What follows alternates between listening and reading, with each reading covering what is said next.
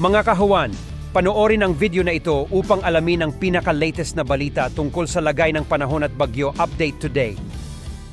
Sa ating latest satellite images, makikita po natin na patuloy pa rin ang pag-iral ng southwest monsoon or habagat at magdadala pa rin ito ng maulap na kalangitan na may mga kalat-kalat na mga pag-ulan. Mapapansin po ninyo, may mga kaulapan dito sa may kanlurang bahagi ng Luzon at maabot po dito sa may area hanggang Palawan. So today, asahan pa rin natin na medyo cloudy skies or maulap yung kalangitan sa area ng Ilocos Region, kasama pa rin din yung Bataan, Zambales, maging sa ilang bahagi ng Palawan at Occidental Mindoro. So posible pa rin po yung may mga kalat-kalat na mga pag-ulan, pagkulog sa araw na ito.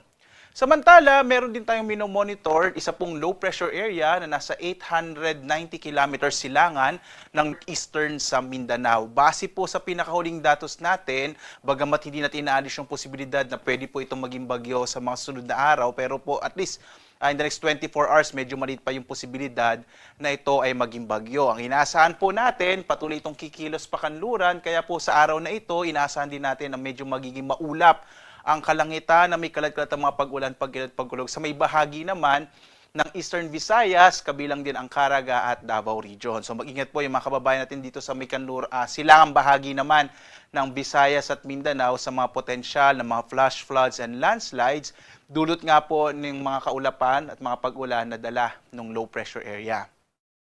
Samantala, sa iba pang bahagi ng ating bansa ay inasahan po natin, dito po mapapansin nyo, sa may area ng Luzon, itong Northern Luzon, particular na sa may eastern section po ng Northern Luzon, mga localized rain showers and thunderstorms ang mararanasan, maging dito sa nalalabing bahagi ng Kabisayaan at kanlurang bahagi nga ng Mindanao.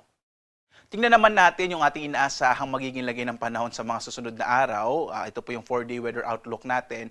Bukas hanggang Martes, muli nga po, inaasahan natin na kikilos pa kanluran itong low pressure area. So whether maging bagyo or hindi ito, magiging maulan sa malaking bahagi ng Visayas at Mindanao. Kabilang na rin yung Southern Luzon, including po yung Metro Manila in the next 2 days. So Monday, Tuesday, asahan natin na medyo maulan itong area nga ng Visayas, Mindanao at Southern Luzon. Kabilang dyan yung Calabarzon, Mimaropa at Bicol Region.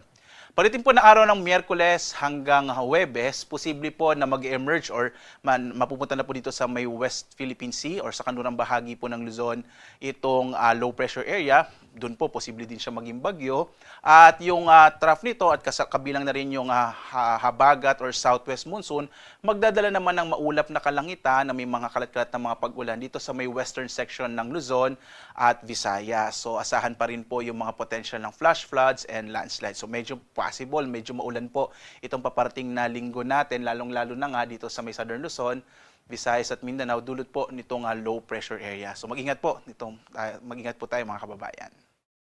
Sa lagay ng ating karagatan, wala po tayong naka-issue or wala pong nakataas na gale warnings anumang bahagi ng ating kapuluan, bagamat posible po ang magiging kalagayan ng karagatan po natin ay banayad hanggang sa katamtaman. Mag-ingat na lamang po kapag may mga localized thunderstorms na kung minsan nagpapalakas ng alon ng karagatan. Mag-ingat po lalong-lalo na yung mga maliliit na sasakyang pandagat at maliliit na mga bangka.